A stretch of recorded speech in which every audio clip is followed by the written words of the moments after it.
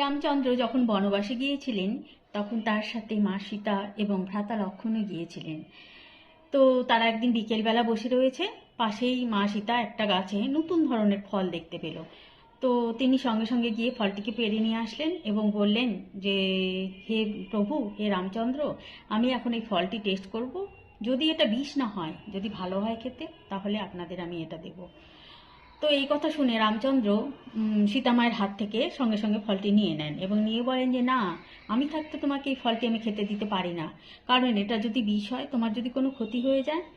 তখন মা সীতা বললেন, হে প্রভু, না না, এই ফলটি আমিই আগে খাবো, কারণ আমি আপনার স্ত্রী, আপনাকে রক্ষা করা আমার কর্তব্য।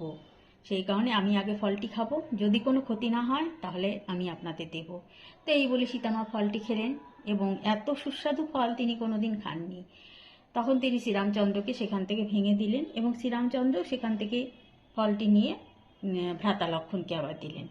তো দুজনে খেয়ে তো তৃপ্ত হয়ে গেল। তারপরে যখন ভ্রাতা লক্ষ্মণ জিজ্ঞাসা করলেন, হে প্রভু, এই ফলটির নাম কি? তখন শ্রীরামচন্দ্র বললেন, এই ফলটি আজকে আমাকে সীতামা খাইয়েছে, আর এই ফলটি খেয়ে আমি একদম তৃপ্ত হয়ে গেছি, আমার পেট মন সব ভরে গেছে, সেই কারণে আজ থেকে এই সমগ্র জগৎ সংসার এটিকে সীতাফল নামে জানবে।